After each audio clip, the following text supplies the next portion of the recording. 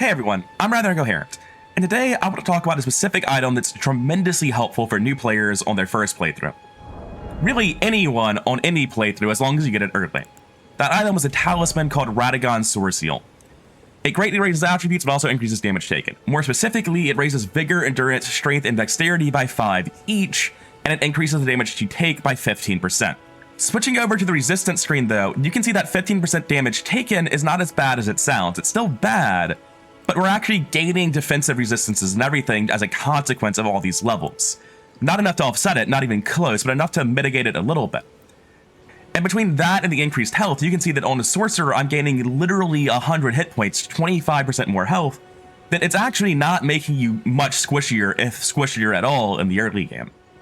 And the value of these 20 stats it gives you really is equivalent to gaining about 20 levels. If it's the first thing you do on a level 6 character, you're essentially just jumping from level 6 to level 26. And I do want to emphasize that early in the game, all of these stats are incredibly valuable. The Vigor and Endurance won't be soft capped yet, so the Endurance is going to be giving you a decent amount of stamina and weight load. The Vigor is going to give you an absolutely massive amount of health. Like I said, over 100 hit points, 25% more health at this point in the game. And the Strength and Dexterity will on almost every character be very relevant for equipping better weapons that you originally have access to. On most characters, you're going to use both of these stats to equip your weapon, and then you're going to keep pumping one of them to make your weapon better. Eventually, the Radagon Sorseal does fall off. In the early game, it just gives you 20 levels at the cost of taking around 10% more damage, and that's incredibly worth it. Eventually, though, when you soft cap all of these stats, when your Vigor, Endurance, and whatever damage scaling stat you use start to drop off in value, the 15% more damage won't be worth it. But we're talking like level 100, level 150 by the time you eventually take this thing off. For the first many hours of a playthrough, you're going to want to equip the Radagon Sorseal. Because even on a Sorcerer, where you might think the Strength and Dexterity aren't that relevant, as a basic example, you're going to want a better weapon than the generic short sword. You're going to want something to use so that you're not using magic on every single enemy you kill. And here's just a generic weapon. Here's the Uji Katana, a standard good weapon. Most straight swords have similar requirements to this though, 11 strength, 15 dex. Low requirements, but something I can't do as a sorcerer. But if I equip Radagon Sorseal, I can. Without investing any stats into equipping this weapon, I can just start leveling all the stuff I care about instead. And there's really not that much more to say on it. It's very simple why this is so powerful. It's giving you basically 20 more levels at level 5. It's tremendously effective. Now that I've explained why you should be using Radagon Sorseal, let me show you how to get it on a brand new character. On this character, all that I've done is I've gotten Torrent and I've gotten all of the maps of the surrounding areas to make guides. Our eventual destination is going to be Fort Feyroth and Eastern Dragonbarrow and Caelin. And getting there is thankfully much faster than running in a straight line, but also a little bit more complicated.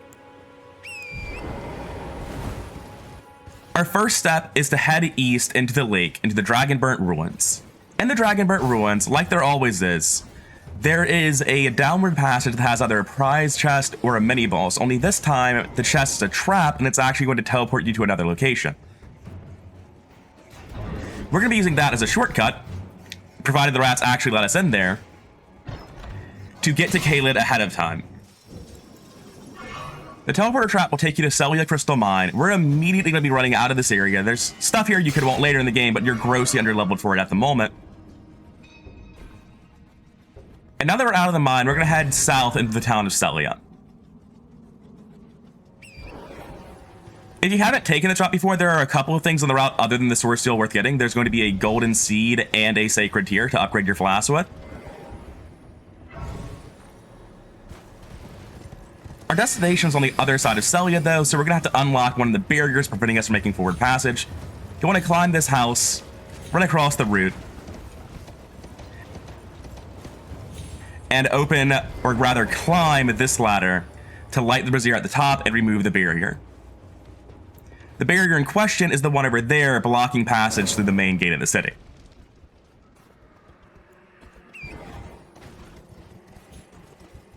And while we're here, we may as well grab a golden seed.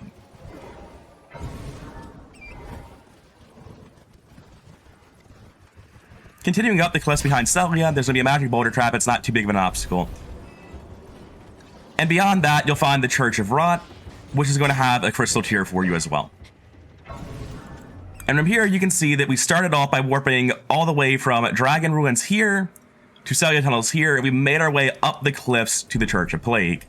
We're still not quite at our destination, but we're almost there. Against the cliff face and north of the Church of Plague, there's going to be a spirit well that you can use to jump to the top right next to Fort Feyroth. And now, only 7 minutes of running later, from the very beginning of the game, we've arrived in Eastern Caelid at Fort Feyroth. To get the Sorseal within the fort itself is a fairly simple matter. It just requires running past a couple of enemies. You're going to run straight through this first room, past all the gargoyles, and immediately climb up the ladder on the opposite end.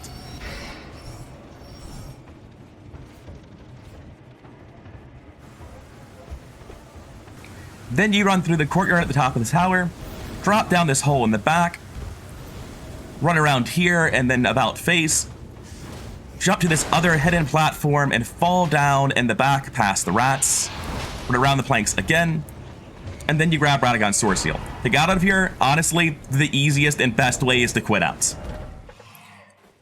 And now, having quit out, you won't be in combat, so you can simply fast travel out of here back to wherever it is you were progressing the game previously.